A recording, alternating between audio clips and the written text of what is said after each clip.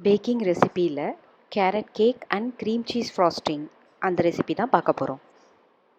இதுக்கு தேவையான பொருட்கள் என்னன்னு பார்ப்போம். 3 கப்பு கேரட்டை நல்லா சாப்பரில் போட்டு கிரேட் பண்ணி எடுத்துக்கோங்க.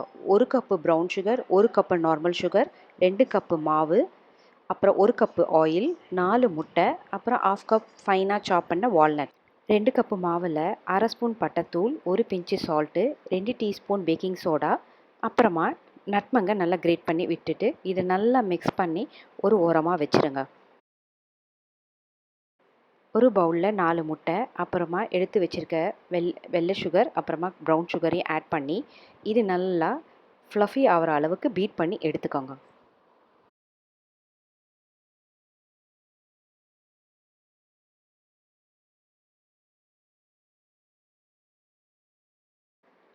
இந்த அளவுக்கு ஃப்ளஃபி ஆன உடனேயே 1 டீஸ்பூன் வெனிலா எசன்ஸ், 1 கப்பு ஆயிலையும் ஆட் பண்ணி ஒரு 5 நிமிஷத்துக்கு பீட் பண்ணுங்கள்.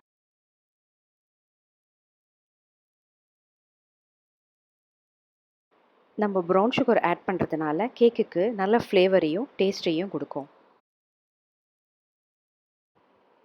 சாப் பண்ணி வச்சுருக்க கேரட்டையும் அப்புறம் ஃபைன் சாப் பண்ண வால்நட்டையும் மிக்ஸ் பண்ணி எடுத்து வச்சுக்கோங்க. இப்போது இந்த மாவு பேட்டரில் எடுத்து வச்சுருக்க மாவையும் அப்புறமா கேரட் மிக்சரையும் ஈவனாக ஆட் பண்ணி கட் அண்ட் ஃபோல்டு மெத்தடில் மிக்ஸ் பண்ணிக்கிட்டே வாங்க. இந்த மாதிரி பண்ணும்போது மாவும் கேரட்டும் நல்லா ஈவனாக பேட்டரோட மிக்ஸ் ஆகி இந்த மாதிரி ஒரு கன்சிஸ்டன்சியில் வரும்.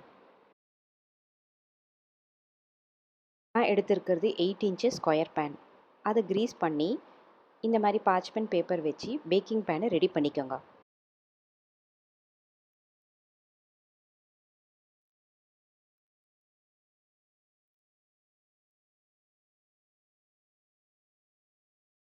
ரெடி பண்ணி வச்சுருக்க பேக்கிங் பேனில் இந்த பேட்டரை ஊற்றி 180 டிகிரியில் ப்ரீஹீட்டட் அவனில் 35 மினிட்ஸ் வச்சு பேக் பண்ணி எடுங்க.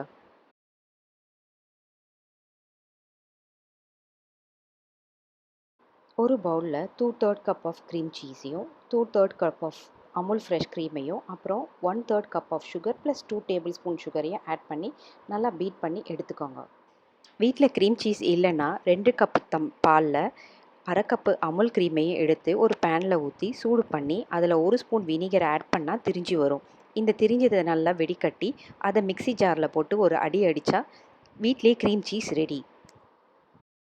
கேக்கு பேக் ஆன உடனே அதை வெளியில் எடுத்து வச்சு நல்லா ஆற விடுங்க. ஆறின உடனே அதை 2ஆக கட் பண்ணி ரெடி பண்ணி வச்சுருக்க க்ரீம் சீஸ் ஃப்ராஸ்டிங்கும் மேலே ஈவனாக ஸ்ப்ரெட் பண்ணுங்கள். டேஸ்டியான carrot cake and cream cheese frosting ready. உங்களுக்கு இந்த ரெசிபி பிடிச்சிருக்கும்னு நினைக்கிறேன். இதை ட்ரை பண்ணி பார்த்துட்டு எனக்கு கமெண்ட் பண்ணுங்கள், லைக் பண்ணுங்கள், ஷேர் பண்ணுங்கள்.